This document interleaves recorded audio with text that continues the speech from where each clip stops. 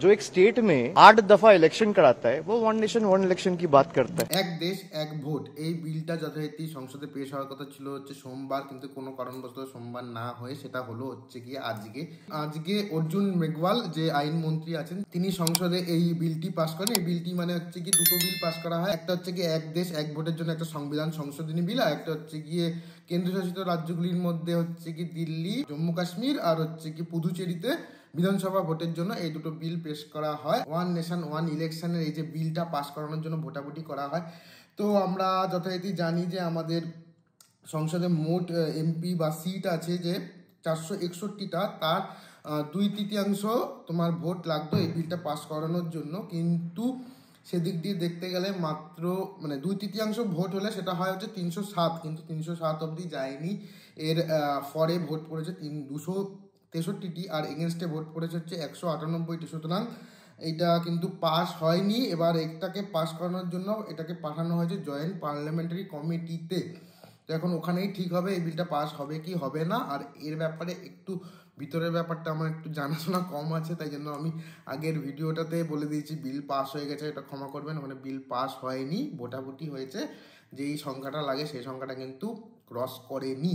তো এই ছিল ওয়ান নেশন ওয়ান ইলেকশন যে বিলটা পাস করার ব্যাপারে আজকে সংসদে যা জিনিসপত্র হয়েছে। কিন্তু এই যে ওয়ান নেশন ওয়ান ইলেকশন বা এক দেশ এক ভোট এই ব্যাপারটা নিয়ে কিন্তু কালকে মানে গতকাল হচ্ছে গিয়ে আমাদের রাজ্যের টিএমসির যে সর্বদলীয় সভাপতি অভিষেক ব্যানার্জি তিনি কিছু মন্তব্য রেখেছিলেন। তিনি বলেছিলেন যে যেখানে এক দফায় হচ্ছে কি বিধানসভা লোকসভার ভোটই হতে পারছে না আমাদের এখানে, মানে পশ্চিমবঙ্গে 7 দফা 8 দফা করে এক এক জায়গায় ভোট হচ্ছে লোকসভা বিধানসভার সময়, তো সেইখানে দাঁড়িয়ে কি করে এক দেশ এক ভোট এই বিলটা আনার কথা বলছে কেন্দ্রীয় সরকার, যেটা প্রচন্ড হাস্যকর বলে তিনি বলেছেন। তো তিনি আর কি বলেছেন তোমরা সেটা শুনে নাও। এক নির্বাচন অর্থাৎ ওয়ান নেশন ওয়ান ইলেকশন নিয়ে যারা আজকে বলছে এক দেশে এক নির্বাচন হবে এবং একসাথে নির্বাচন করাবো, এই কথাটাই হাস্যকর। তার কারণ আমরা বারে বারে বলে এসেছি এবং এই যে কেন্দ্র সরকারের ধারাবাহিক বৈমাতৃসুলভ আচরণ, এটা আপনারা বিগত দিনগুলিতে দেখেছেন। 2021-এ বাংলায় যখন নির্বাচন হয়েছিল, একই সাথে আসামে নির্বাচন হয়েছিল, কেরলে নির্বাচন হয়েছিল। বাংলার নির্বাচন 8 দফায় হয়েছিল এবং কোভিডের দ্বিতীয় ঢেউয়ের সময় হয়েছিল। তো যারা একটা রাজ্যে 8 দফায় নির্বাচন করায় তারা সারা দেশে 1 দফায় নির্বাচন করাবে। 1 মাস 1.5 মাস আগে ঝাড়খণ্ডে ইলেকশন হয়েছে। ঝাড়খণ্ডের মতো একটা ছোট রাজ্যে 2 দফা ইলেকশন করাতে হয়েছে। যারা একটা ছোট রাজ্যে 2 দফা ইলেকশন করাচ্ছে তারা 1 দফা ইলেকশন করাবে, তো হাস্যকর।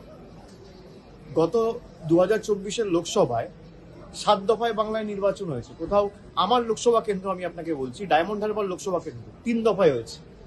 একটা লোকসভা কেন্দ্র আমার ডায়মন্ড হারবার ফলতা একদিনে ভোট হয়েছে, বিষ্ণুপুর সাতগাছি একদিনে ভোট হয়েছে, বজবজ মহেশতলা মিটিয়াপুরুজ একদিনে ভোট হয়েছে। একটা সংসদীয় কেন্দ্রকে যে 3 দফায় ভেঙে ভোট করায় যে সরকার এবং নির্বাচন কমিশন, তারা সারা দেশে 1 দফায় ভোট করাবে।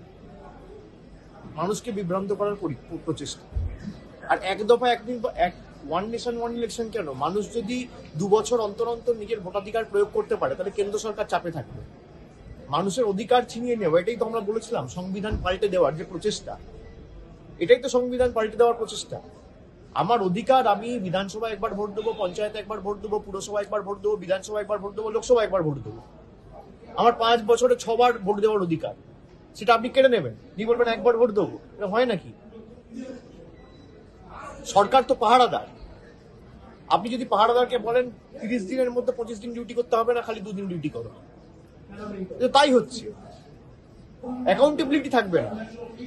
মানুষ তো অ্যাকাউন্টেবিলিটি চায় যে আমি, ধরুন বাংলার ক্ষেত্রে 2021 থেকে 2026, 2021-এ মানুষ ভোট দিয়েছে, 2022-এ ভোট দিয়েছে পুরসভায়, 2023-এ ভোট দিয়েছে পঞ্চায়েতে, 24-এ লোকসভা হয়েছে, 24-25-এ আবার একাধিক বিধানসভা উপনির্বাচন হয়েছে, আবার 26-এ বিধানসভা নির্বাচন।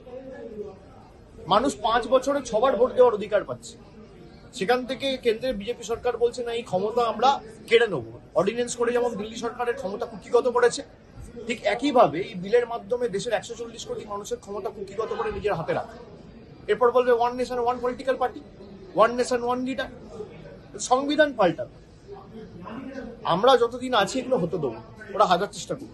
তো এই ছিল আজকের মতো এই এক দেশ এক ভোট নিয়ে সংসদে যে বিলটা পাস করানোর জন্য বিলটা আনা হয়েছিল, কিন্তু বিলটা পাস হয়নি ভোটাভুটির ফলে। 263 গেছে হচ্ছে কি ফরে, আর 198 গেছে এগেনস্টে। এবার দেখার, যেটা বললাম যে জয়েন্ট পার্লামেন্টারি কমিটিতে এটা পাঠানো হবে বা হয়েছে হয়তো, তো এখন দেখা সেটা কোন জায়গায় গিয়ে দাঁড়ায়। আর আজকের মতো এই ভিডিওটা ছিল এই অবধি। ভিডিওটা কেমন লাগলো তোমরা জানাতে পারো ভিডিওতে কমেন্ট করে। ভিডিওটা ভালো লাগলে ভিডিওটা লাইক করে দিও, ভিডিওটা শেয়ারও করতে পারো। আর যদি আমার চ্যানেল নতুন হও, যদি চ্যানেলটা সাবস্ক্রাইব করে না থাকো, তাহলে প্লিজ আমার চ্যানেলটাকে সাবস্ক্রাইব করে দিও। দেখা হচ্ছে পরের কোনো একটা ভিডিওতে। ততক্ষণ সবাই ভালো থাকো, সুস্থ থাকো, টাটা।